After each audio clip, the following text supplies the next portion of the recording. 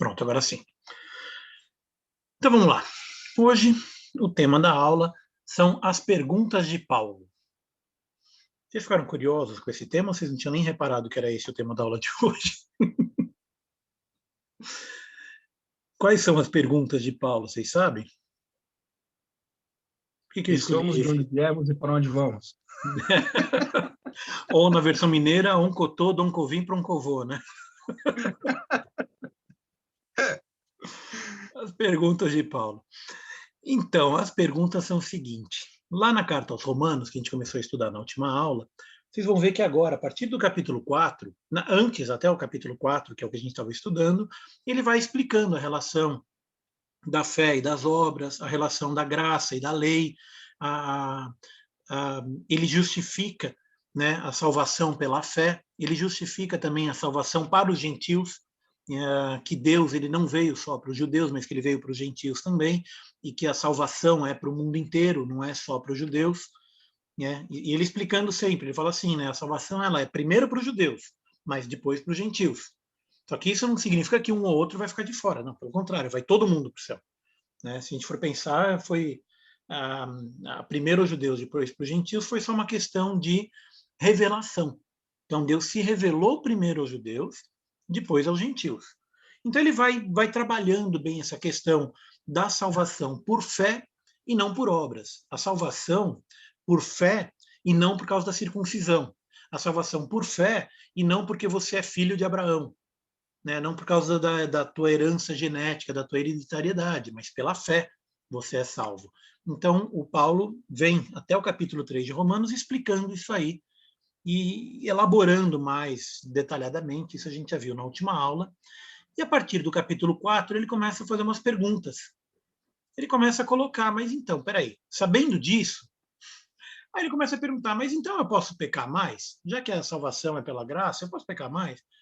Porque ele fala, né, que onde abundou o pecado, superabundou a graça. Então, já que superabundou a graça, então eu posso pecar bastante para ter bastante graça. E ele vai nessa linha.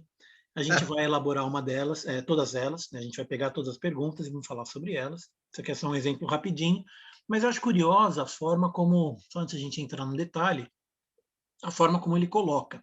Eu já mencionei isso várias vezes nas últimas aulas, acho que no último ano inteiro eu mencionei várias vezes isso aí, que eu gosto muito do texto de Paulo, porque ele tem, além de ele ter o conhecimento espiritual, dele ter uma base espiritual sólida, ele tem uma questão de conhecimento também da forma como ele coloca, né, o jeito que ele fala. Então, se a gente pega, por exemplo, o texto de Mateus, é um texto extraordinário.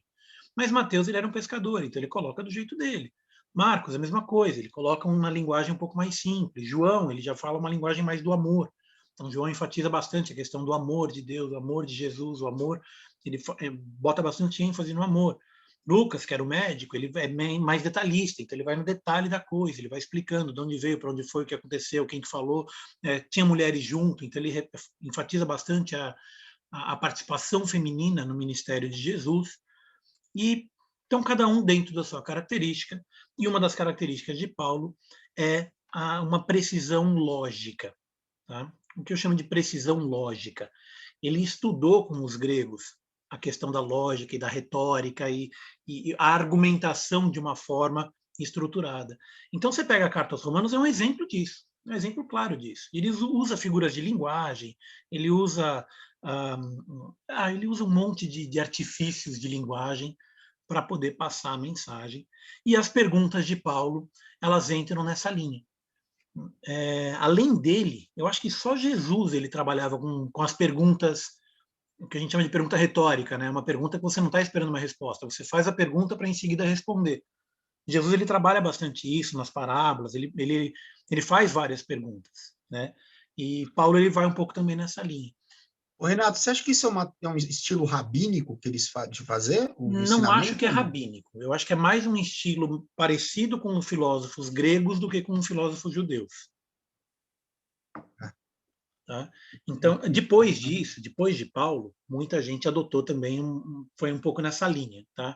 Mas ele, não digo que ele é o primeiro, porque, como eu disse, ele segue um estilo grego. Então, não tinha Aristóteles que fazia isso, tinha vários, Tales fazia isso, enfim, tinha vários filósofos antes de Paulo que não eram filósofos cristãos, mas que usavam estrutura de texto, né? O que Paulo faz, e a inovação dele está nisso, é pegar essa estrutura, essa lógica, essa argumentação toda estruturada e trazer isso para o mundo cristão. Por quê? Né? A gente precisava disso para ser crente? A gente precisava disso para ouvir falar de Deus? Não, certamente que não. Se eu percebo que eu acabei de usar um pouquinho desse estilo, tá? Eu fiz uma pergunta e já respondi. Eu precisava disso para ser crente? Certamente não. Eu tenho evidências de Cristo nos outros evangelhos. Mateus, Marcos, Lucas, todos eles, João, todos eles contaram a história de Cristo, todos eles contaram as boas novas. Então, eu consigo chegar a Cristo através dos evangelhos, certamente. Entretanto, o que Paulo faz é transformar essa linguagem, digamos, espiritual, numa linguagem que era compreendida entre filósofos, entre os pensadores, entre os acadêmicos da época, vamos colocar dessa forma, incluindo aí rabinos. Né? Os rabinos, eles eram, por definição, muito estudiosos. Né? A formação rabínica exigia muito estudo, exigia estudo constante, dedicado e frequente e tudo mais.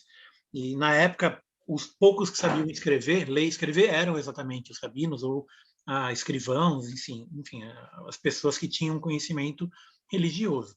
E o que Paulo faz é trazer esse tipo de argumentação para o mundo cristão, e aí sim espalha a mensagem para todo o mundo helênico, para todo o mundo romano.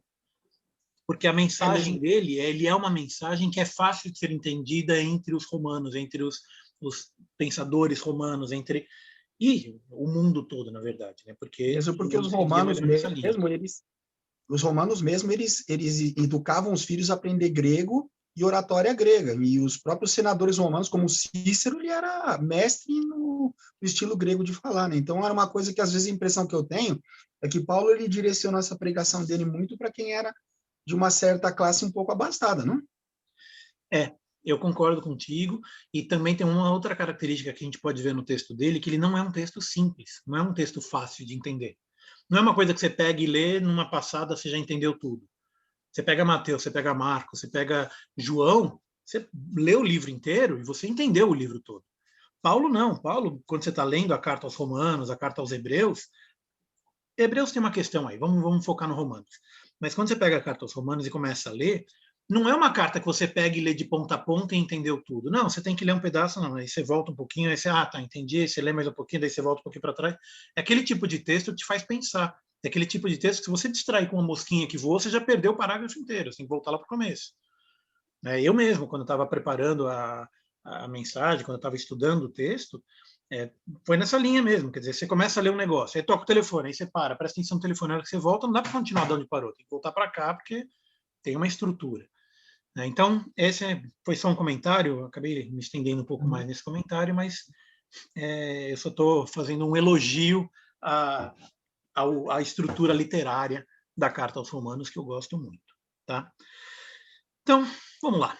Abram a Bíblia, por favor, Romanos 4. Eu vou projetar aqui. E vamos começar em Romanos 4. E a gente vai falando sobre as perguntas. Se a gente conseguir passar por todas, a gente vai até 11 hoje. Tá? Romanos 4 até 11. Obviamente, a gente não vai ler o texto todo. Recomendo que leiam. É um texto legal de ler. Mas vamos tratar das perguntas de Paulo. Então, lê para mim, por favor. Quem já abriu Romanos 4? Lê para mim Romanos 4, 1 até 3. Que diremos, pois, ter alcançado Abraão, nosso pai, segundo a carne? Porque se Abraão foi justificado por obras, tem de que se gloriar, mas não diante de Deus. Pois que diz a Escritura, creu do Abraão a Deus, e isso lhe foi imputado como justiça. Então, perceba essa estrutura literária que eu estava falando, né? Tá aí a pergunta. Que diremos, pois, a ter alcançado Abraão, nosso pai, segundo a carne? Porque se Abraão foi justificado por obras, ele tem que se gloriar, mas não em Deus. Pois o que diz a Escritura? Abraão creu em Deus, e isso lhe foi imputado por justiça. Então, aqui ele começa com essas perguntas, né? Qual que é a vantagem de Abraão? Como é que Abraão foi justificado? Foi pela carne? Se foi pela carne, Deus não tem nada a ver com isso. Se foi por obras, Deus não tem nada a ver com isso. Mas o que diz a Escritura? Abraão creu em Deus, e isso lhe foi imputado para a justiça. Ou seja, Abraão, ele recebeu também a justificação de Deus mas não pelas obras dele. Ele recebeu a justificação de Deus pela fé. Ele creu, e isso lhe foi imputado para a justiça. Quando ele fala justiça, o Renato, ele está dizendo o seguinte, que posso dizer que os pecados de Abraão foram perdoados por conta disso, ou não? Exatamente. A gente está falando claramente em salvação aqui. É que é interessante dizer isso, porque, assim, tem uma questão que me confunde um pouco, porque, assim, até onde eu sei, a Bíblia fala que sem derramamento de sangue não há remissão dos pecados, correto? Sim. Aí está dizendo que ele creu em Deus e por isso foi imputado justiça. Então quer dizer que, desculpa falar isso, né? Nós sabemos que só há remissão de pecados por conta do sacrifício de Cristo. Mas você não acha que aqui mais ou menos está dizendo, não, se eu crer em Deus, isso vai ser me imputado por justiça e meus pecados são perdoados? Como que Jesus falava que você seria salvo? Crer em Deus? Crê em Deus. Crê em Deus sobre todas as coisas, né? Ama a Deus sobre todas as coisas e ao próximo como a si mesmo. Jesus ensinava dessa forma. Ama a Deus sobre todas as coisas e ao próximo como a si mesmo. Abraão, ele foi justificado sem nunca ter ouvido falar o nome de Jesus. Abraão, Isaac, Jacó, Davi, Moisés e tantos outros na Bíblia que a gente tem um histórico, enfim, o Antigo Testamento inteiro praticamente. Essas pessoas certamente não foram para o inferno, eles creram. E isso lhes foi imputado como justiça. Isso lhes foi, digamos, foi validado por Deus. É por isso que eu digo para Paulo, às vezes, para Paulo não, já falei com isso sobre várias pessoas, né? Sobre isso com várias pessoas, que quando você, vou colocar de outra forma, o que aconteceu, por exemplo, com um índio mexicano que viveu 500 anos antes de Cristo? O cara nunca teve nenhuma chance de ter ouvido falar sobre o Evangelho, sobre Jesus, nem sobre Deus.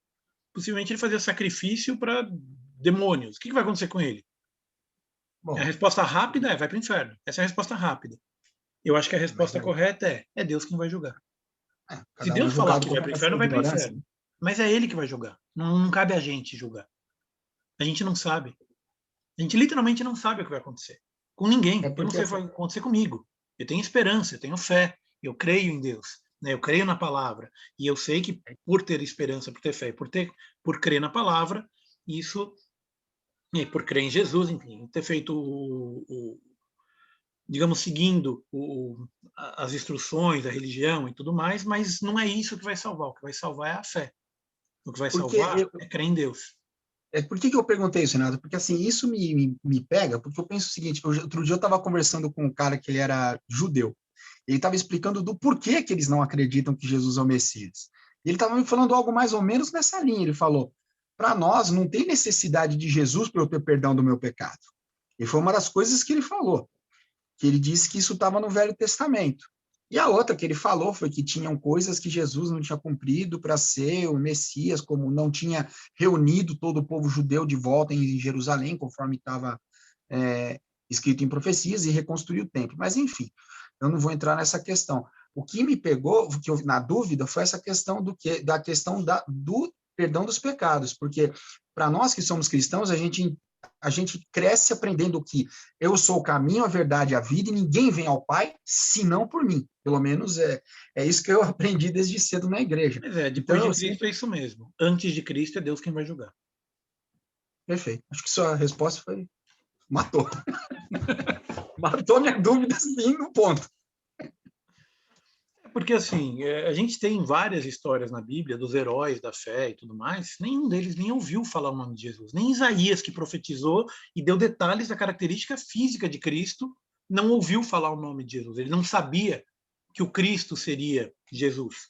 Mas ele sabia que vinha de Nazaré, que seria filho de uma virgem, que ele nasceria em Belém, que viveria na Galiléia. Enfim, ele tinha isso. Ele sabia da característica física, sabia que não ia ser bonito, não ia ter nenhuma beleza física, mas teria amor e que por suas pisaduras fomos sarados. Enfim, então, assim, ele descreve o Cristo de uma forma muito detalhada.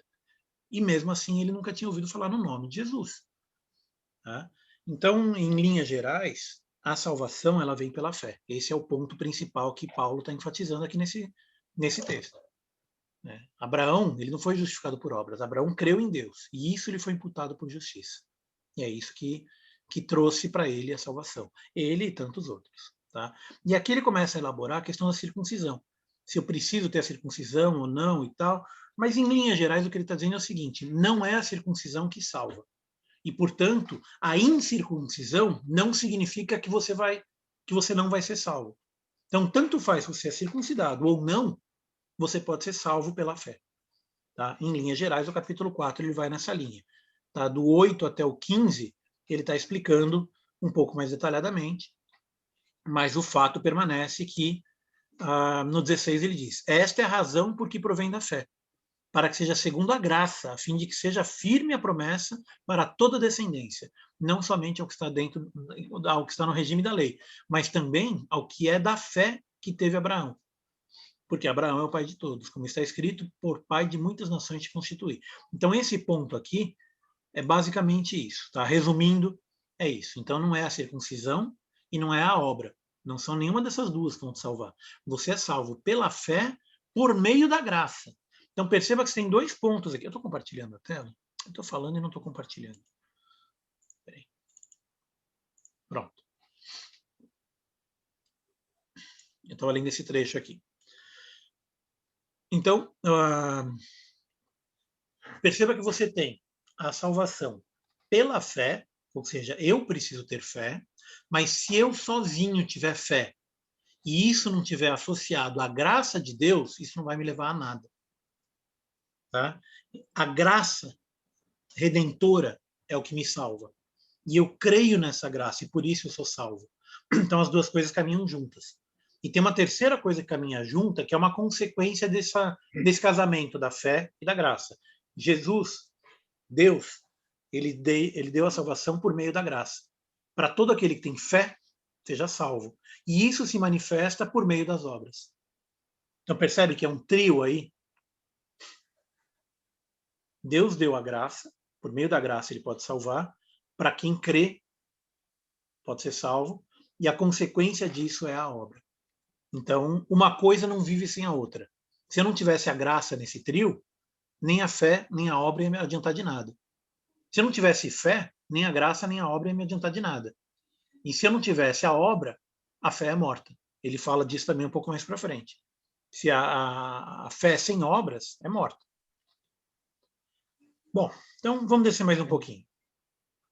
E aí ele tem uma conclusão desse Posso capítulo fazer 4. uma colocação? Diga.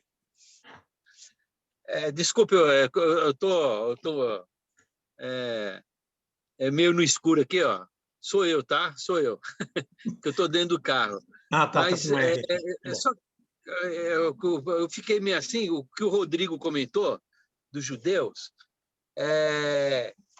a gente sabe que todos os sacrifícios que Deus começou a fazer, desde Adão e Eva, quando sacrificou um animal para cobrir Adão e Eva, era um anúncio de que ele iria trazer, ia existir um sacrifício, vamos dizer assim, perfeito e eterno, que foi o Senhor Jesus. Então, ele falou, ao longo de toda a história, através dos profetas, principalmente Isaías, dizendo que viria o Messias, que nasceria de uma virgem, de uma cidade, iria padecer, iria morrer, né, na cruz, para expiação. Ele falou tudo isso para os judeus. Eu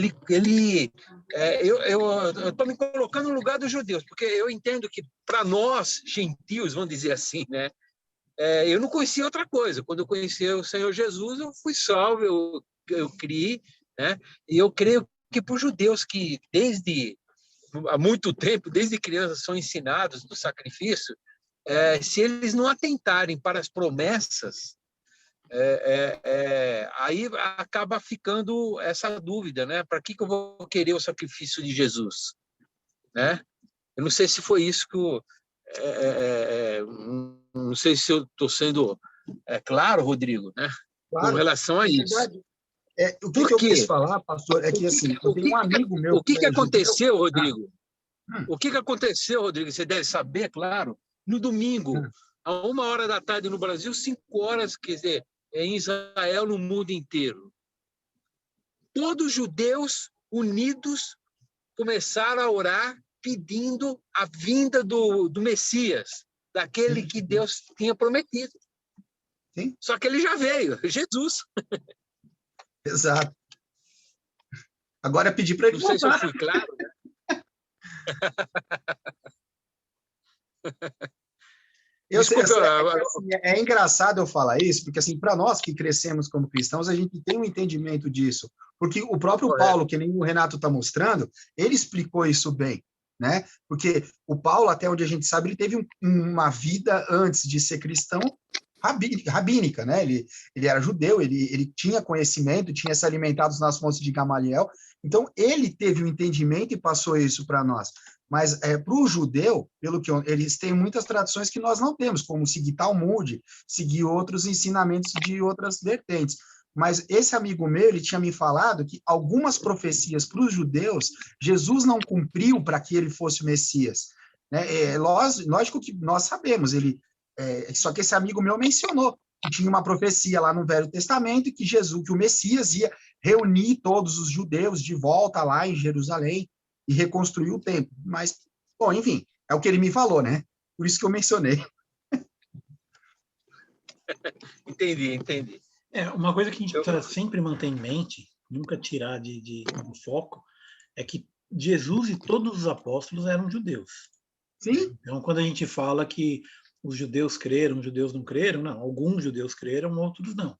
E Paulo elabora isso também na Carta aos Romanos, ele fala que alguns não creram, tiveram muitos que não creram. Mais para o final, acho que a gente vai ver na próxima aula, se não me engano está no capítulo 11, ele fala que muitos não creram, e é ali que ele elabora aquela questão do vaso da honra, vaso da desonra, a gente vai estudar isso na próxima aula, tá? Mas mesmo hoje tem os messiânicos também, né? Sim. Você tem os judeus messiânicos. Sim, não, e tem um judeu que é cristão, judeu cristão mesmo, que frequenta a igreja, e eu próprio conheci vários. Na nossa igreja tem descendentes judeus que frequentam a igreja evangélica, conheci judeus que frequentam a igreja batista, presbiteriana e outras. Então, quanto a isso, não tem nenhuma dúvida. Eu achei até muito oportuno o que o Rodrigo colocou hoje, pelo fato de que há 2 dias atrás, domingo, dizem que falam, muita gente estão falando que foi um sinal da vinda de Cristo, porque os judeus, pela primeira vez, juntos no mundo inteiro, oraram para pedir a vinda do Messias, para pôr ordem no mundo, para que o mundo seja um lugar melhor. Então, muitos estão falando que isso é um grande sinal da volta de Cristo, né? Não tem nada a ver com a oração dos judeus, mas é um sinal da volta de Cristo. Claro, não sei não se não tem uma profecia quanto a isso também, viu? Opa! Não duvido não, também não duvido. Eu estou até pensando aqui se não tem. Mas vamos falar sobre profecia, Apocalipse, numa outra aula. Vamos continuar aqui nas perguntas de Paulo. Então, eu estou compartilhando a tela? Não, eu não estou vendo. Agora sim. Tá. Então, primeiro, Abraão foi justificado por obras? Tá aí a primeira pergunta. Então, a resposta disso aqui qual é? A resposta é que não. Na verdade, ele foi justificado porque ele creu em Deus. Exatamente. Ele foi justificado pela fé. E isso foi imputado como justiça. No 6.1, né, o 5 ele vai elaborar um pouco mais sobre isso, explica um pouco mais sobre isso, tá? Eu recomendo a leitura. E aqui é onde tem um texto clássico que fala que, portanto, assim como por um só homem entrou o pecado no mundo, e pelo pecado a morte, assim também a morte passou a todos os homens, porque todos pecaram, e aí, conversa vai, conversa vem, fala, e assim também por um só homem veio a salvação. Né? E aí o trecho clássico também, esse versículo todo mundo conhece, e sobreveio a lei para que avultasse a ofensa, mas onde abundou o pecado, superabundou a graça. Esse texto ele é bem compreendido por todo mundo? Vocês entendem essa questão de que o pecado, a lei, ela veio para que a ofensa ficasse mais clara? Uhum. Não é para o pessoal achar que é para ir pecando no varejo, no atacadão e pedindo perdão no varejo, né? Exatamente. Não é para a gente ficar pecando só porque a graça é maior. Mas aí tem um ponto que é o seguinte: antes da lei eu não conhecia o pecado. A humanidade não conhecia o pecado antes da lei. A lei ela veio para revelar o pecado. Ela veio para mostrar para a gente onde está o erro. E ela veio para mostrar para a gente que, humanamente falando, nós não somos capazes de nos salvar. Eu não consigo eu mesmo me salvar. Eu a mim mesmo. Porque eu sou bonzinho, porque eu sou um cara legal, porque eu faço bem, porque eu faço obras, porque eu dou todo o meu dinheiro para os pobres. Não é isso que vai me salvar. né? Eu tenho que fazer o bem, eu tenho que fazer isso tudo, mas não é isso para me salvar. E a Verdade. lei ela vem para mostrar essa questão. Ela vem para mostrar que a salvação ela não é pela obra e não é por nada que eu possa fazer ou deixar de fazer. A salvação é pela fé. E esse é o ponto. Assim como um só homem, por um só homem entrou o pecado, por um só homem também veio a salvação. Por um só homem veio também a graça redentora. E aí ele fala, né? Mas onde teve muito pecado, superabundou a graça, no sentido de que a graça supera o pecado e, consequentemente, supera a lei. E daí a próxima pergunta. Pergunta 2 é: que diremos, pois? Permaneceremos no pecado para que seja a graça mais abundante? E é isso que a gente tem que fazer, já que a graça, onde abundou o pecado, superabundou a graça, então tem que pecar mais ainda? Não, não, não. Não. Parece até uma pergunta boba, parece brincadeira, mas eu já ouvi um negócio muito parecido com isso, sabia? Eu já ouvi um negócio muito parecido com isso, assim, na vida real, não foi nem na igreja. Foi uma pessoa que me falou, bom, então, se Deus perdoa o meu pecado, então eu vou pecar bastante para que Deus me perdoe bastante. É uma lógica perfeitamente humana. Já que Deus perdoa todo o meu pecado, então não importa o que eu faça, eu vou fazer qualquer coisa, aí no final eu me arrependo e está perdoado. É assim que a gente tem que fazer? Não. Parafraseando meu amigo Rodrigo, não. Não, não. Não. Por quê? Por que não é isso que eu tenho que fazer? Qual que é o ponto aí?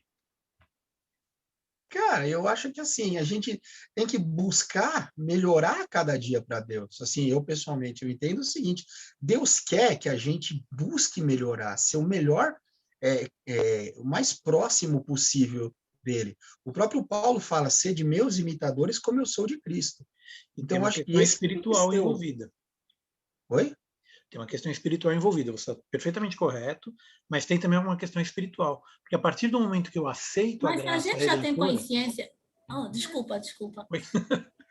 Eu ia falar algo. Pode falar.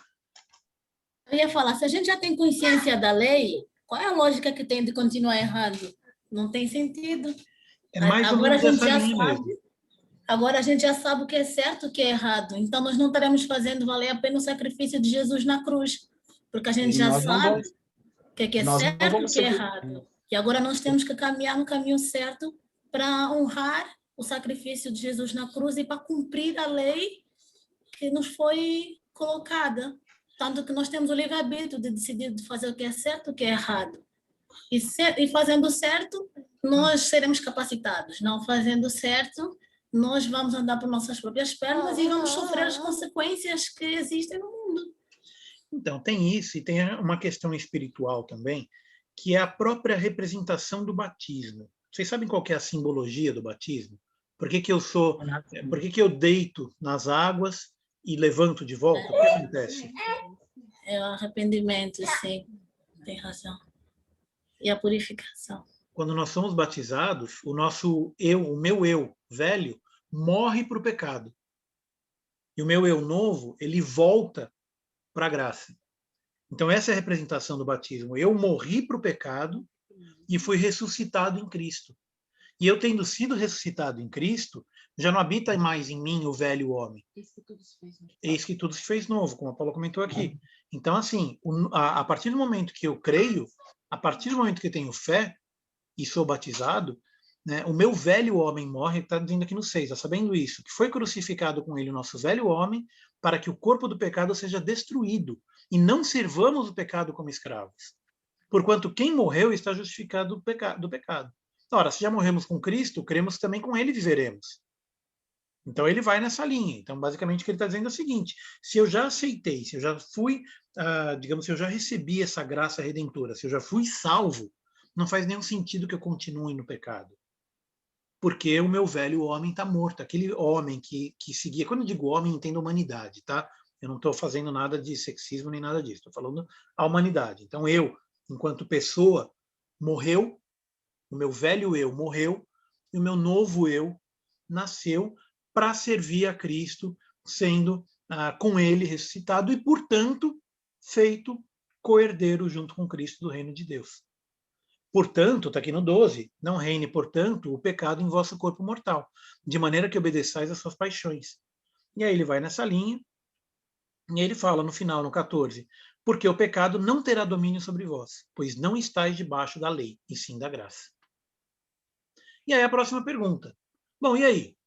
Havemos de pecar porque não estamos debaixo da lei, e sim da graça? De modo nenhum. Então, assim, você vê que a segunda pergunta é: eu vou permanecer pecando para que a graça seja mais abundante? Não. Eu largo o velho homem e aceito o homem ressurreto em Cristo, abandonando o pecado. E aí tem uma outra pergunta que é mais ou menos na mesma linha, mas que pega um pouco mais no detalhe. Perceba, havendo de pecar porque não estamos debaixo da lei, sim da graça, ou seja, já que eu estou debaixo da graça, eu posso pecar. É aquela lógica que eu falei agora há pouco. Se eu pecar e pedir perdão, Deus me perdoa. Então eu posso pegar à vontade, pedir perdão à vontade, porque Deus vai sempre perdoar. Né? Tá certo agir dessa forma? Não. Não, porque o pecado já morreu para mim. Né? O pecado já não é mais o meu mestre. Se eu continuar servo do pecado, eu vou morrer com o pecado. Percebe? Se eu continuar pecando, eu não posso servir a dois senhores. Se eu estou servindo ao pecado, se eu estou servindo à carne, eu vou morrer com a carne. Agora, se eu estou servindo a Deus, se eu estou servindo ao Senhor, é para Ele que eu vou viver. E vivendo para Ele, eu não vou ser mais escravo do pecado. Eu estou livre dele. Eu estou livre do pecado. Aqui está dizendo no 18, uma vez libertados do pecado, fostes feitos servos da justiça. E servo da justiça aqui significa literalmente servo de Deus, que é justo. E aí no 23, um verso clássico que a gente pede para as crianças decorarem corretamente, acho que tem que decorar mesmo, porque o salário do pecado é a morte. Mas o dom gratuito de Deus é a vida eterna em Cristo Jesus, nosso Senhor. Amém? Amém. Então, a gente peca todo dia, mas a gente tem que deixar o pecado, a gente tem que abandonar o pecado. Mas fala mais alto, pessoal, ouvir o comentário. A Bíblia diz também que não há quem busque Deus de verdade. A gente ficou lascado se não fosse. Exatamente. Vocês ouviram o comentário da Paula, não? Ficou muito baixinho. Não. Não, ela está falando que a Bíblia diz, né, que não há um justo sequer, que todos pecaram e que a gente peca todo dia, né? Então, se não fosse e fala, né, a Bíblia diz que não há quem busque a Deus de verdade. Então, isso está em Romanos, a gente leu já na aula passada. Então, o ponto é o seguinte: por mais que eu tente, eu próprio não consigo. Eu sozinho não consigo me salvar, porque eu tenho o pecado em mim. Agora, eu tenho que morrer para o pecado para viver em Cristo. Ou seja, eu preciso abandonar o pecado. E aí vai um pouco na linha do que o Rodrigo disse também. Amanhã eu tenho que ser melhor do que eu fui hoje. Hoje eu tenho que ser melhor do que eu fui ontem. É uma luta diária. Né? A gente tem que viver o evangelho de uma forma... Só que perceba que a gente coloca como luta, mas é um prazer. É uma luta, mas é também uma luta boa, porque o resultado disso é vida. Né? Então, quando eu me esforço para me livrar do pecado, a consequência disso é vida. A consequência disso é vida abundante. Né? Então, quando eu me esforço, esse meu esforço ele é recompensado com alegria, com paz, com tranquilidade, ele é recompensado com vida abundante, ele é recompensado com relacionamentos saudáveis, ele é recompensado com uma cabeça saudável. Então, vale a pena esse esforço. Né? Na verdade, não é um esforço do tipo, eu tenho que acordar amanhã de manhã para trabalhar, pegar a enxada e lavrar a terra. Não, tudo bem, isso aí também vale a pena, porque você vai plantar e vai colher. Mas é um esforço que é gratificante, é um esforço que tem uma compensação. Né? Porque o salário do pecado é a morte. Eu continuar no pecado, o lado que a gente sempre passa rapidinho é esse, né? O salário do pecado é a morte, fala rapidinho. Mas o dom gratuito de Deus é a vida eterna. Esse pedaço a gente gosta de enfatizar, né? Mas tem que lembrar que o pecado do salário... O pecado do salário.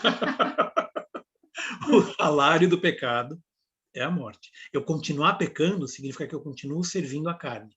E, portanto, eu morro. Bom, aí ele faz uma analogia com o casamento, ele continua um pouco nessa linha, e aí ele fala, né, que assim, meus irmãos, no capítulo 7, verso 4, assim, meus irmãos, também vós morrestes relativamente à lei, por meio do corpo de Cristo, para pertencerdes a outro, a saber, aquele que ressuscitou dentre os mortos, a fim de que frutifiquemos para Deus. Ou seja, eu estou morto para a lei. Por quê? Por meio do corpo de Cristo, eu ressuscito a fim de frutificar para Deus. Bom, daí a gente tem uma próxima pergunta, né? Bom, legal. Já que a lei ela me informou sobre o pecado, através da lei eu percebi o que é o pecado, a pergunta é: a lei é pecado? Isso é uma pergunta que eu faço para vocês. Bom, a resposta já está no 7. No capítulo 7, verso 7. Que diremos, pois? A lei é pecado? De modo nenhum. Mas eu não teria conhecido o pecado senão por intermédio da lei. Pois eu não teria conhecido a cobiça se a lei não me dissesse, não cobiçarás. Eu não saberia que a cobiça é pecado se não tivesse na lei. Eu não saberia que roubar é pecado se não tivesse na lei. Eu não saberia que adulterar é pecado se não tivesse na lei. E assim por diante. Tá? Ele pega esse exemplo da cobiça, mas ele vai nessa linha explicando exatamente esse ponto. Então, a lei, aqui no 12, ele diz, portanto, a lei é santa, e o mandamento é santo e justo e bom. Por quê? Porque ele me ensina, ele coloca uma luz sobre o pecado, e por isso eu aprendo a respeito do pecado, e por isso eu tenho uma consciência melhor do valor da graça. Porque sabendo que eu não sou capaz de evitar o pecado, a graça se torna mais importante. Ela se torna crítica, ela se torna literalmente uma questão de vida e morte. E aí tem alguns trechos clássicos também que são bem conhecidos de Paulo, né? Porque nem mesmo, aqui no 15, porque nem mesmo compreendo o meu próprio modo de agir, pois eu não faço o que eu prefiro, e sim o que eu detesto. Ora, se faço o que eu não quero, eu consinto com a lei, que é boa. Nesse caso, quem faz isso já não sou eu, mas o pecado que habita em mim. Né? Pulando um pouco mais para baixo, porque não faço o bem que prefiro, mas o mal que não quero, esse eu faço. E é Paulo falando, tá?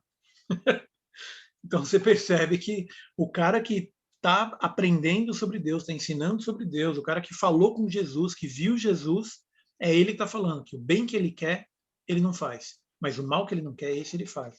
Imagina a gente. Né? Imagina a gente que não andou com Cristo, que não passou por tudo que ele passou, não viveu tudo que ele viveu. Então, assim, a gente tem que tomar muito cuidado. E aí termina no 24 e 25 dizendo, desventurado o homem que sou. Tem versões que dizem, maldito o homem que sou. Quem me livrará do corpo dessa morte? Graças a Deus, e aí a resposta é a nossa satisfação, graças a Deus por Jesus Cristo, nosso Senhor. De maneira que eu, de mim mesmo, com a mente, eu sou escravo da lei de Deus, mas segundo a carne, da lei do pecado. Esse trecho ficou claro para todo mundo? Uhum.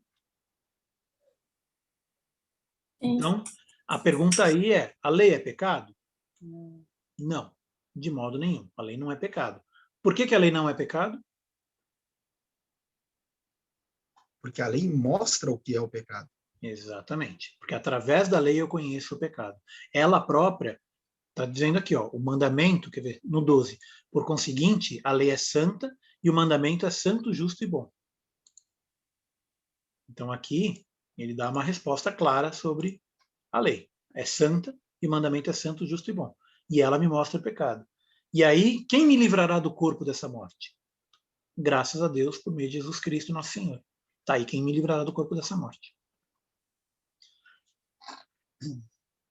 E aí, de novo, mais um trecho muito conhecido. Agora, pois, já nenhuma condenação há para os que estão em Cristo Jesus. Porque a lei do Espírito da vida em Cristo Jesus te livrou da lei do pecado e da morte. Esse é um trecho muito conhecido, muitas pregações sobre isso. Mas, em resumo, é exatamente essa questão. Eu consigo me livrar do pecado e da morte por meio de Cristo Jesus, e somente por meio de Cristo Jesus. E aí tem uma explicação aqui um pouquinho mais para baixo, no 8.5, que ele fala, porque os que se inclinam para a carne cogitam das coisas da carne, desejam as coisas da carne, falam sobre as coisas da carne. Mas os que se inclinam para o Espírito, das coisas do Espírito. Desejam as coisas do Espírito, falam sobre as coisas do Espírito. Porque o pendor da carne, o salário da carne, dá para a morte, mas o do espírito, para a vida e paz. O pendor da carne é inimizade contra Deus. E aí ele vai um pouco nessa linha, fazendo um contraponto entre a carne e o espírito. Né? E conclui dizendo que a gente deve buscar sempre o espírito. Quer ver? No 11. Se habita em vós o espírito daquele que ressuscitou a Jesus dentre os mortos, esse mesmo que ressuscitou a Cristo Jesus dentre os mortos, vivificará também o vosso corpo mortal. E aí ele fecha um elo Deixa eu até parar de falar e vamos elaborar um pouco sobre isso. Porque ele fecha um elo muito importante aí. Porque ele está sempre contrapondo como se fossem opostos, a carne e o espírito, a fé e as obras, a circuncisão, a incircuncisão, a salvação e a morte, a vida e a morte. Então ele está sempre contrapondo. Entretanto, eu vivo no meu corpo, eu habito no meu corpo, e o meu corpo é pecador. Portanto, o meu corpo vai morrer? Necessariamente, todo mundo vai morrer. Mas o ponto é que quando eu creio em Cristo, o espírito daquele que ressuscitou a Jesus dentre os mortos, esse mesmo vivificará também o vosso corpo mortal, por meio do espírito que habita em vós. Então, o meu corpo, ele consegue também, de certa forma, ser purificado, eu consigo me livrar do peso e da consequência do pecado. Percebe?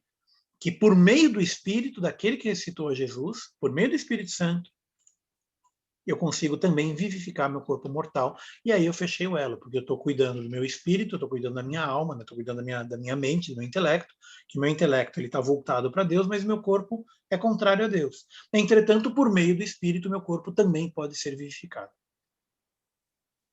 Essa questão ficou clara para todo mundo?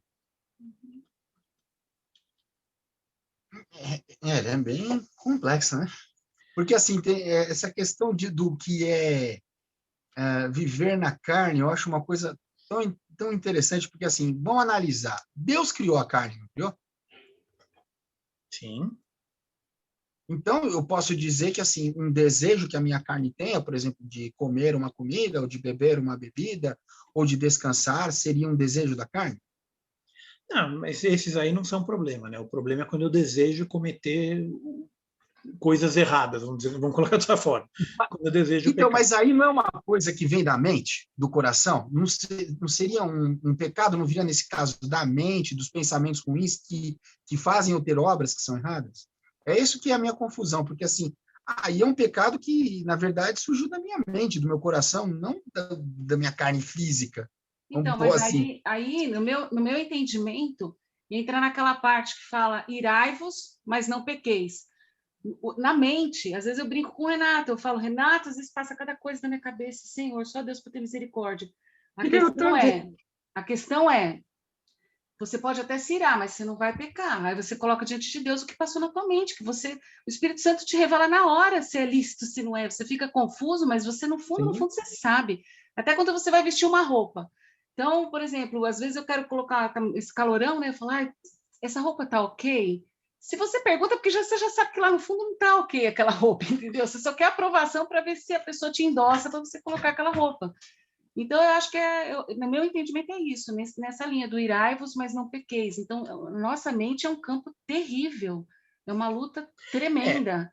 Uma coisa que a gente tem que sempre manter em perspectiva é que quando ele faz essa contraposição do corpo e do espírito, da mente e do corpo, isso aqui é uma linguagem retórica, uma linguagem para que fique claro o entendimento. Mas ele não está falando literalmente, porque eu sou indivisível. O meu corpo e meu espírito, um não vive sem o outro. Se meu corpo morrer, meu espírito sai, vai embora, volta para Deus. Se meu espírito morrer, meu corpo morre.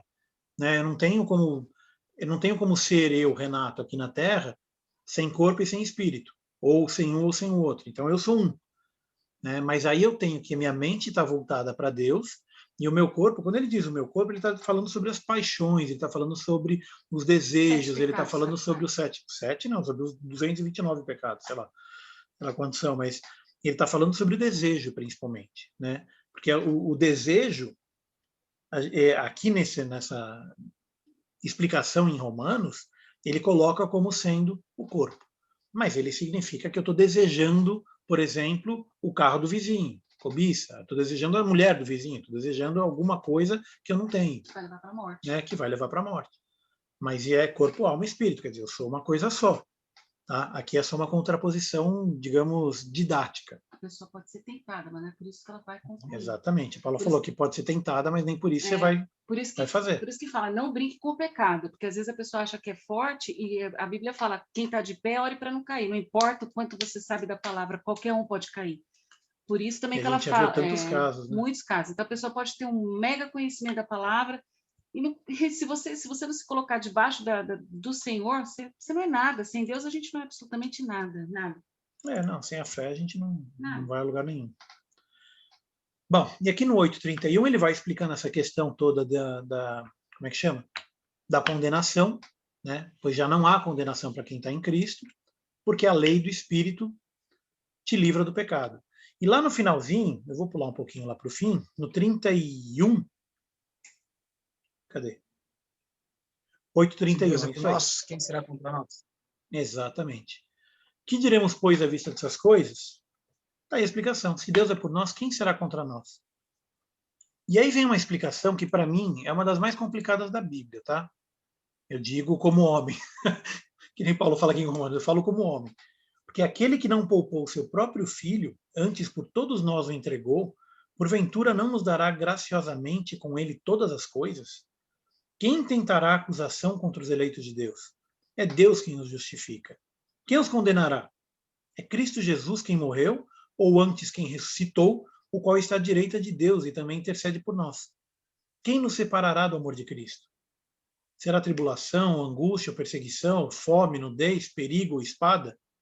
Porque como está escrito, por amor de ti, somos entregues à morte o dia todo. Fomos considerados como ovelhas para o matadouro. Em todas essas coisas, porém, somos mais do que vencedores, por meio daquele que nos amou. Porque eu estou bem certo de que nem a morte, nem a vida, nem os anjos, nem os principados, nem as coisas do presente, nem do porvir, nem os poderes, nem a altura, nem a profundidade, nem qualquer outra criatura poderá separar-nos do amor de Deus, que está em Cristo Jesus, nosso Senhor. Esse texto eu tive que ler inteiro porque ele é um clássico da Bíblia e ele é um resumo da justificação. Ele é um resumo da graça, ele é um resumo da salvação. Oi? Amém elevado ao quadrado. Não, esse texto é maravilhoso. É muito bom. Né? A Paula falou que é o preferido dela. Para mim também é um dos meus favoritos da Bíblia inteira. Né? Quem é que pode nos separar do amor de Deus? Nada que aconteça na nossa vida pode nos separar do amor de Deus. Né? Você pode estar bem, você pode estar mal, você pode estar doente, você pode estar saudável, pode estar do jeito que for. Não vai te separar do amor de Deus. Você pode estar morto. Né? Você pode estar morto. Isso vai te juntar mais ainda Você pode estar morto. Outro dia eu brinquei com a Paula. Eu falei, Paula, mas qual que é a pior coisa que pode acontecer? Morrer. Mas morrer não é também a melhor? De certo que talvez. De certo, talvez.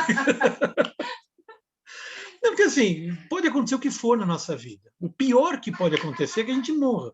Mas morrendo a gente vai para Deus, então isso não é também o pior.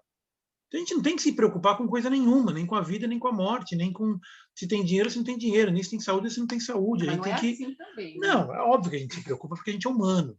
Mas o ponto é que eu consigo ter tranquilidade e paz por meio de Jesus Cristo. Eu consigo ter tranquilidade e paz por meio daquele que me salvou, pela certeza que eu tenho da salvação. Eu tenho a tranquilidade e paz porque eu sei que já não sou mais eu que habita em mim, mas Cristo habita em mim. Então eu sei que qualquer coisa que aconteça, não importa o que acontecer, eu vou ter a salvação. Então, qualquer coisa que acontecer, vai me trazer mais perto de Deus. Qualquer coisa que me acontecer vai me levar para Deus. Né? Então, assim, o pior que pode acontecer também não é o pior. Também não é tão ruim. Né? A gente não deseja a morte. Eu já falei isso algumas vezes, eu falei, acho que até em aula. Eu não desejo a morte, eu não busco a morte, mas eu também não temo ela. Eu não temo a morte. Mas eu também não faço check-up. Eu não desejo Isso é outra questão. Eu não desejo a morte, mas também não faço check-up, não. Então é confiar em Deus e seguir em frente. Confiar em Deus e pé na tábua. Bom, próxima pergunta, está acabando. E aí tem uma pergunta boa, hein? A injustiça da parte de Deus está no 9:14. Deus é injusto, então? Porque ele está falando aqui um pouquinho antes a respeito da incredulidade dos judeus. Esse é o trecho que eu mencionei no começo. Né? Cadê? A gente até leu esse texto uma outra vez. Que ele fala que ele tem grande tristeza, incessante dor no coração, não sei o quê, porque ele sabe que tem gente que não confiou, tem gente que não acreditou. Aqui, ó, porque nem todos, está no 6, está no 9:6. E não pensemos que a palavra de Deus haja falhado, porque nem todos os de Israel são de fato israelitas. Nem por serem descendentes de Abraão, são todos seus filhos. Mas em Isaac será chamada a sua descendência. Bom, ele vai nessa linha, falando sobre os filhos, né, sobre os judeus, e dizendo o seguinte: não basta você ser descendente de Abraão para ser salvo. Você precisa crer, você precisa ter fé.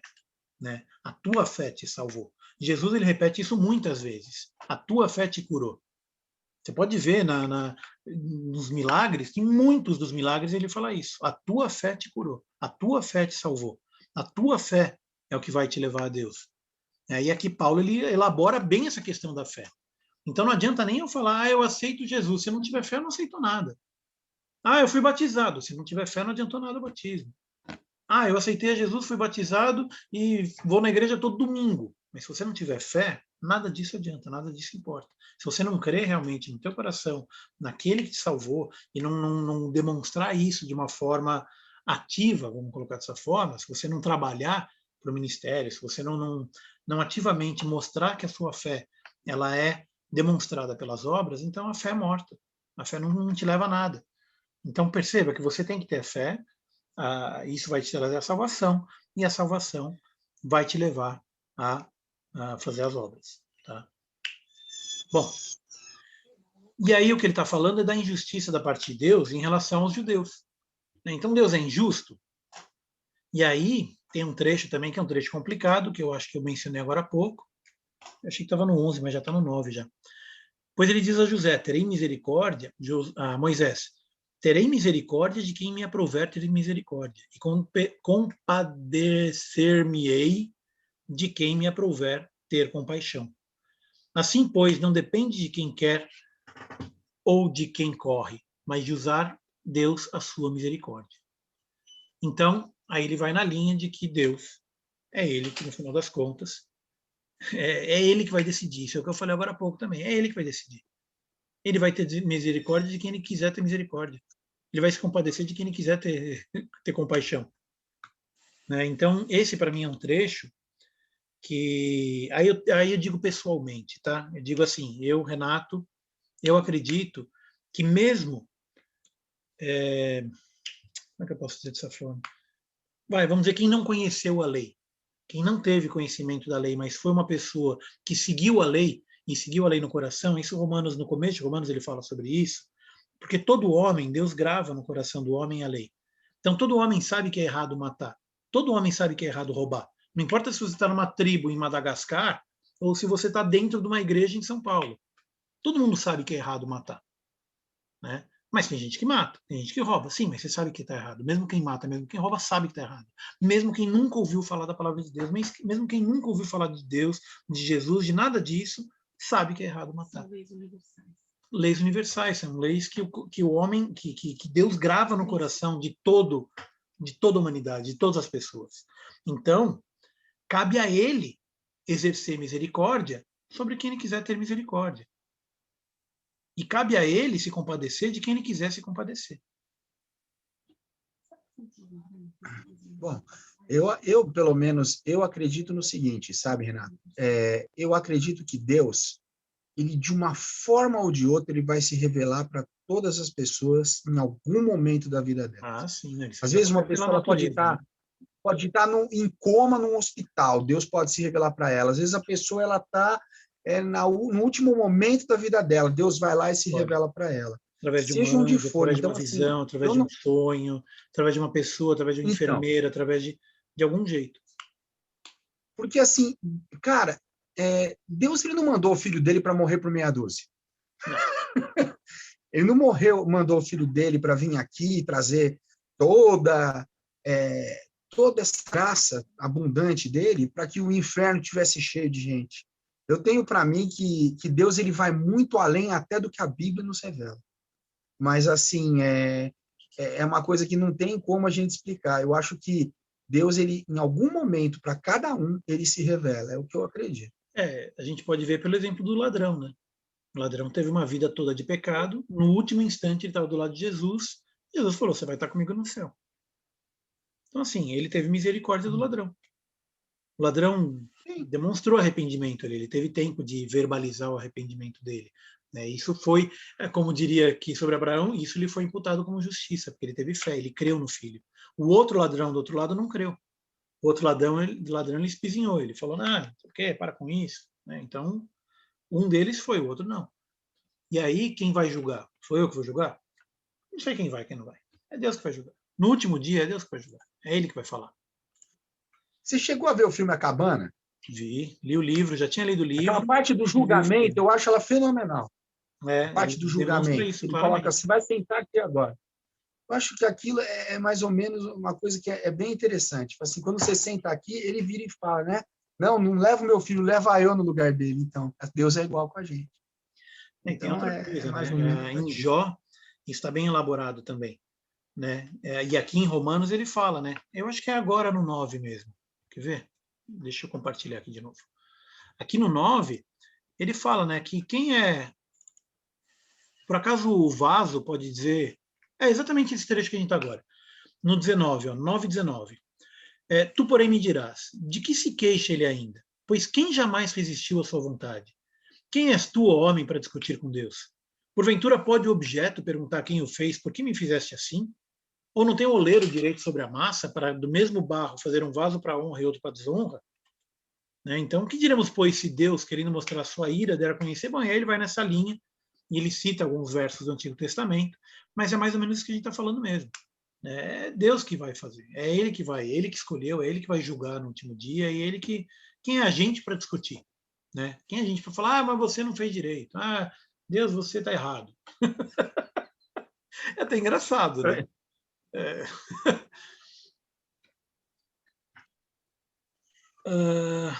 Então, bem interessante isso. para a pergunta. Até Jó, tem uma hora que Deus dá um safanão em Jó, ele fala disso, né? Quem é você para dizer que eu sou injusto, né? Se não cinge-se de estrelas, eu falarei sobre ti. Ele fala 3 capítulos inteiros sobre isso.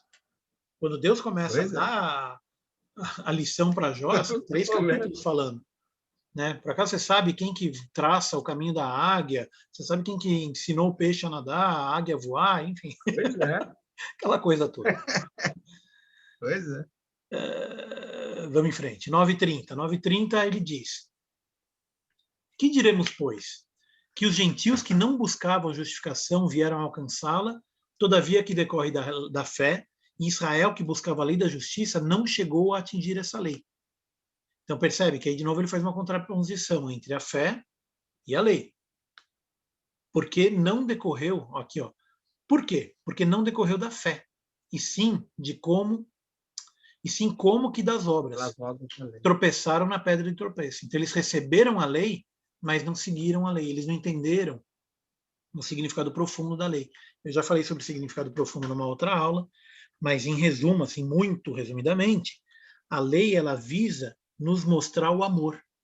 Ela mostra o pecado, né? Mas através disso eu aprendo também o amor. Eu aprendo a tratar do meu vizinho, eu aprendo a tratar com o meu conhecido, com o meu parente, enfim, eu aprendo a lidar em sociedade, eu aprendo a viver. Né? Então a lei ela me mostra o pecado e através disso eu aprendo a respeito de Deus. Entretanto, é pela fé. Né? Abraão não tinha lei, a fé salvou. Davi já tinha lei, mas foi a fé que salvou. Davi era o homem segundo o coração de Deus, não era o homem que seguia a lei. Era o homem que tinha um coração desejoso de fazer o certo. Ele era um homem que tinha um coração arrependido. E por isso ele era o homem segundo o coração de Deus. Não porque ele seguia a lei na risca. Só tem mais 2. E aí ele fala no 11:1. Vou pular um pouquinho lá para baixo. E aí ele fala então quer dizer que terá Deus porventura rejeitado o seu povo? Quer dizer então que Deus rejeitou aos judeus? O que vocês acham?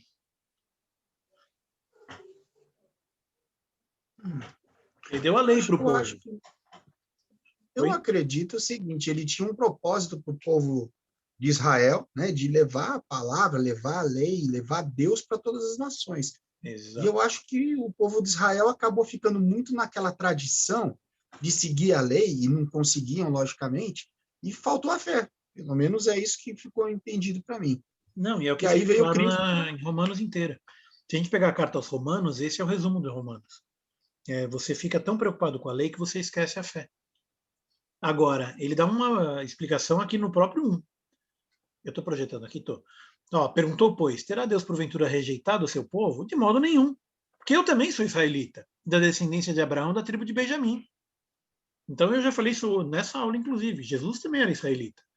Né? Jesus era da tribo de Judá, né? Era descendente de Davi. Então você tem que todos os apóstolos eram também judeus, eram israelitas também. Então Deus não rejeitou o povo, pelo contrário, ele mandou o Salvador exatamente para esse povo. O Salvador veio por meio do povo judeu.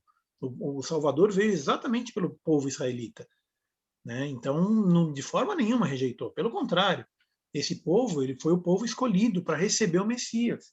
E recebeu o Messias. E através desse povo que o Messias foi para o mundo. A gente não pode esquecer que todos os apóstolos eram judeus. Então, através dos judeus, nós conhecemos a Cristo. Através deles, nós conhecemos. O mundo conheceu a Jesus. Através dos israelitas. E aqui, nota um termo que eu acho interessante. Qualquer dia eu elaboro isso com mais detalhes, tá? Mas ele usa israelita e ele usa Israel. Ele não usa judeu nem Judá. Por quê? Porque ele próprio não é da tribo de Judá. Ele é da tribo de Benjamim. Paulo era da tribo de Benjamim. Né? Então, quando você fala judeu, a gente está falando que é um descendente de Judá. Nem Jesus, nem Paulo, nem não sei quanto aos outros apóstolos, mas não necessariamente eles eram descendentes de Judá, mas certamente eram descendentes de Israel. Tá? Isso é só uma observação histórica para a gente perceber também que tem alguns detalhes na linguagem que fazem todo sentido. Tá? Bom, e a última pergunta. E porventura tropeçaram para que caíssem? De quem que ele está falando aqui? Ele está falando do povo judeu. Então, os judeus tropeçaram para que todo mundo caísse? Não, de modo nenhum. De certo que não. Mas pela sua transgressão, ou seja, o povo de Israel transgrediu a lei. Isso fica muito claro no Antigo Testamento e no Novo também. O povo de Israel abandonou a Deus. E por isso ele sofreu a punição. Exílio, destruição e tudo mais. Fome e tantas outras coisas. Mas, pela sua transgressão, veio a salvação aos gentios. Se a transgressão deles redundou em riqueza para o mundo, e o seu abatimento em riqueza para os gentios, quanto mais a sua plenitude. Ou seja, se quando eles transgrediram isso foi bênção para os gentios, imagina agora que quando eles forem, quando eles receberem a plenitude da palavra e da vinda de Deus e tudo mais. Então, o que ele está falando aqui, basicamente, é que o povo judeu ele continua sendo o povo escolhido, ele não deixou de ser o povo escolhido. Jesus veio por meio dos judeus, e o mundo ele está sendo salvo por meio dos judeus. As pessoas, os gentios, nós somos salvos por meio deles. Né? E por meio deles por escolha de Deus. O Redentor veio lá, o Cristo veio lá. Né? A palavra de Deus veio por meio desse povo. E até hoje a gente recebe essa palavra por meio desse povo. Esse é um texto escrito por um cara que é da tribo de Benjamim. Né? Então a gente tem essa questão também que não pode tirar de mente. A gente não pode simplesmente falar, não, porque o judeu não vai ser salvo. Primeiro que a gente já viu aqui pelo próprio livro de Romanos, é Deus quem vai julgar, é Ele que vai saber se vai ou se não vai. Né? A gente sabe que se quem crê será salvo, isso é certeza. Você creu, você será salvo. Você creu em Jesus, você será salvo, isso é uma certeza. Quem não creu, é Deus quem vai julgar. Tá? Entretanto, é muito difícil que seja salvo. Né? A gente tem outro texto, em outro pedaço aqui, que eu não lembro agora onde é que está, que fala isso, que é extremamente difícil que você seja salvo sem que você tenha conhecido a Cristo. Né? Mas não diz que é impossível. Essa questão de salvação ela é tão complexa que eu lembro de Jesus falando, acho que era para os fariseus, que ele falou que as prostitutas vão entrar nos céus antes de vocês. Pois é. Então, aí você vê que Deus vai salvar muita gente aí que o pessoal acha que já estaria condenada, né? Não, quem ele quer. Ele próprio salvou uma prostituta pessoalmente. Né? Ele chegou para ela e falou, mas peraí, os caras não jogaram pedra em você? Então não sou eu que vou te condenar. E ela era prostituta. Jesus falou, não vou te condenar. Vai e não peque mais. Então, ela tendo fé, ela tendo essa crença, ela também foi salva. Enfim, de novo, não sou eu que vou julgar, não sou eu que digo quem foi e quem não foi, é Deus quem vai julgar. Mas não te ensoberbeças, mas teme, porque se Deus não poupou os ramos naturais, também não te poupará. Então aqui ele fala o seguinte, que os gentios eles foram enxertados na árvore da vida, eles entraram também, e que Deus removeu dessa árvore os ramos inúteis, os ramos que não deram fruto foram removidos. Então essa árvore da vida, a árvore da salvação, a árvore que vai levar a lista de quem foi para o céu, você tem os gentios e você tem judeus. Entretanto, os judeus também foram arrancados, os gentios também foram arrancados, foram jogados no lago de fogo e enxofre. Né? Então, assim, é bom deixar isso claro, que Deus é bom, mas ele também é justo. E justamente por ser justo, ele é bom. E justamente por ser bom, ele é justo. As coisas estão ligadas. E entra o amor no meio, qualquer dia eu elaboro isso um pouco melhor. Mas o fato é que, sendo justo, a justiça ela serve para salvação ou para condenação. O juiz ele julga para absolver ou para culpar. Né? A gente nunca pode tirar isso de mente. Bom, então a gente para por aqui por hoje. Deixa eu só fazer projetar de novo aqui as perguntas. E vamos ver se vocês estão afiados. Tirem o mudo e vamos ver. Abraão foi justificado por obras? Não. A Paula falou baixinho aqui, mas ela falou, não, pela fé. Permaneceremos no pecado para que seja graça mais abundante? De forma nenhuma. Não. Dê certo que não. O que a gente tem que fazer com o pecado? Fugir dele. Bom, a gente tem que servir a justiça, servir a Deus. Exatamente, porque se eu continuar servindo o pecado, eu vou morrer com o pecado. Né? E eu tenho que servir a justiça para ser vivificado com a justiça. Bom, e aí? Havemos de pecar porque não estamos debaixo da lei, sim da graça? De forma nenhuma. Dê certo que não. Então, a gente não pode mais pecar, justamente por causa da graça. Justamente porque fomos salvos, que a gente tem que abandonar o pecado. Né? O velho homem morreu e o novo homem ressuscitou em Cristo. Ele morreu com o pecado e ressuscitou em Cristo. E a lei é pecado? Não. Não. Não, tô me sentindo na quarta série. Ah, não, vamos ver se está todo mundo afiado aqui, não quero nem saber. A Paula falou que ela está sentindo na quarta série. Aqui. A lei é pecado? Não. Então, para que serve a lei? Não. A lei serve para evidenciar o pecado. Para deixar o pecado evidente, para que eu conheça o que é pecado e fuja dele. Se Deus é por nós, quem será contra nós? Essa é uma pergunta capciosa. Né? Ninguém. Há injustiça por parte de Deus? Deus é injusto em relação aos judeus? Forma nenhuma. Não. Não, porque a salvação veio por meio dos judeus. Né? Se a gente for pensar que Jesus era descendente da tribo de Davi, da tribo de Judá, a salvação veio por meio dos judeus, e os judeus também foi quem levou essa palavra para o mundo todo, até hoje. Né? E os gentios, que não buscavam a justificação, vieram alcançá-la. Israel, que buscava a lei, não chegou a atingir essa lei. Isso aqui é mais um comentário do que uma pergunta, né? Mas o ponto aqui é que os gentios alcançaram a justificação de que forma? Pela graça. Pela graça. Pela graça. E através dos judeus. Veio para eles. Não, eu sei, mas alguém falou agora baixinho. Fala de novo. É através da graça? Hã? Pela fé. Graça, né? Pela fé, exatamente.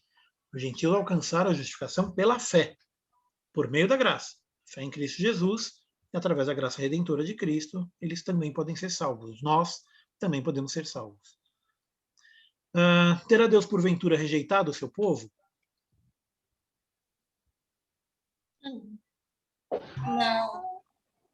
Não rejeitou. Como é que a gente pode ver evidência disso?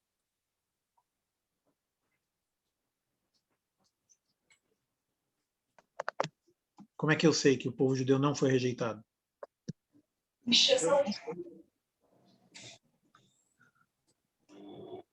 Eu falei agorinha mesmo, agorinha um pouco. A gente pode ver que que o povo judeu não foi rejeitado, porque foi exatamente através do povo judeu que veio a salvação e a comunicação do evangelho, né? As boas novas veio também por meio dos judeus para o mundo todo, para que o mundo conhecesse, para que gentios também pudessem ser salvos. Veio por meio do povo judeu. Né?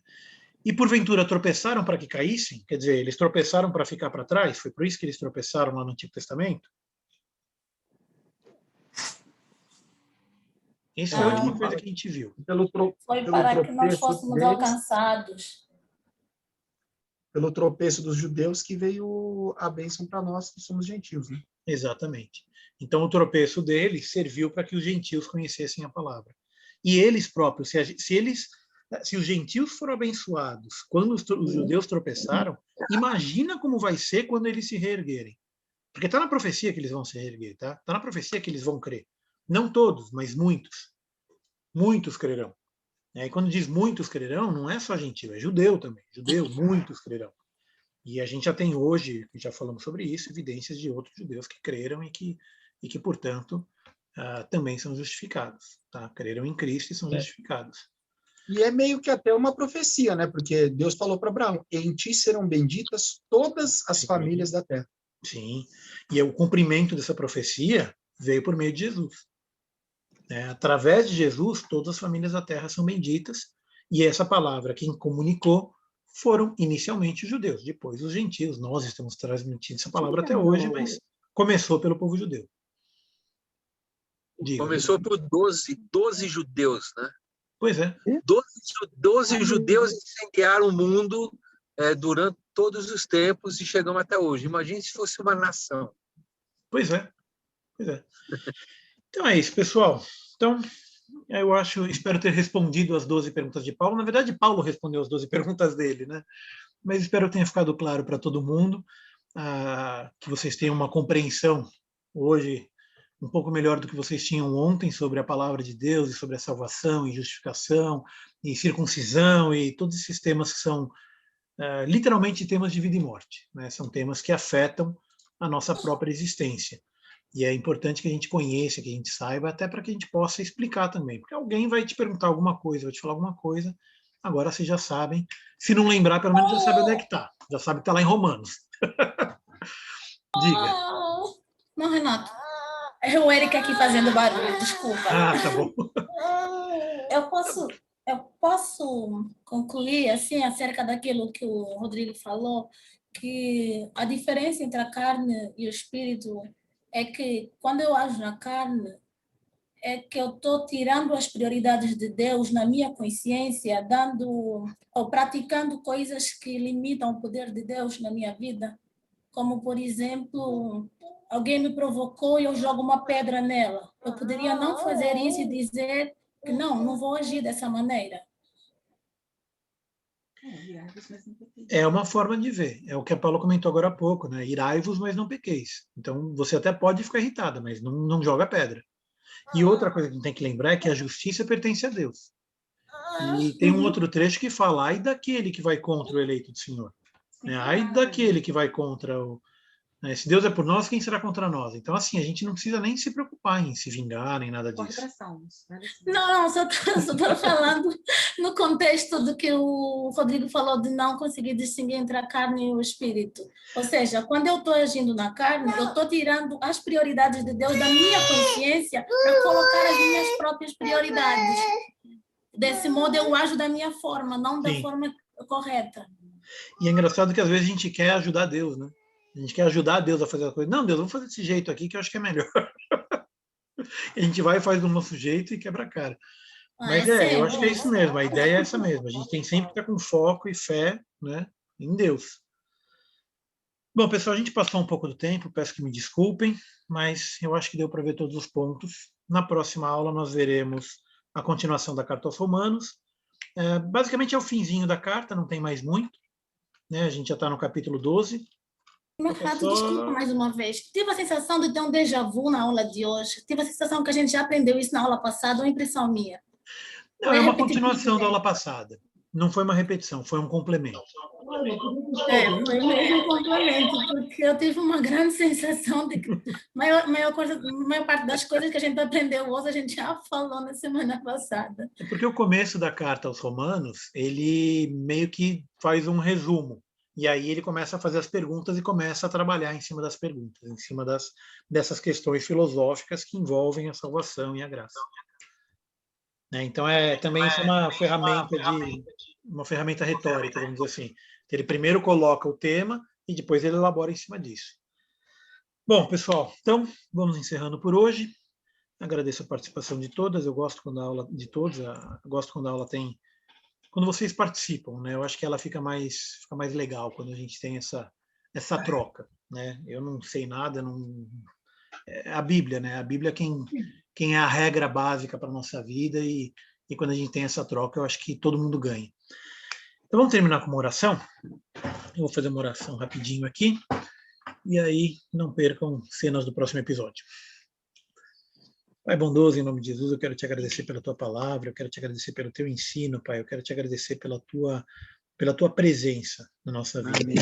E eu peço, Pai, fortalece a nossa fé para que a gente possa reconhecer o pecado, para que a gente possa fugir do pecado, Pai, para que a gente possa sempre estar cada vez mais perto de Ti e para que eu possa amanhã ser melhor do que hoje, e hoje ser melhor do que ontem, e depois de amanhã melhor que amanhã, e assim por diante, sempre seguindo com foco na tua palavra, na tua lei, na tua obra, no teu exemplo, Pai. Nos ensina a ser melhor, Pai. Nos ajuda a ser melhor. A gente sabe que não é fácil, a carne é fraca, mas fortalece nosso espírito, Pai, para que o espírito sobreponha a carne e que a gente possa terminar a carreira sempre na tua direção, Pai querido. Nos ajuda, nos fortalece. Eu peço isso em nome de Jesus. Amém. Amém. Amém. Deus abençoe a todos. Tenham uma boa semana. Quinta-feira, não se esqueçam que tem culto presencial. Ah, não esquece, Renato. O quê? Culto presencial quinta-feira. Amanhã, reunião de oração, às 9, né, pastor? Amanhã, às 9 de oração. E domingo a gente se vê lá na igreja. Deus abençoe a todos. Paz, Senhor.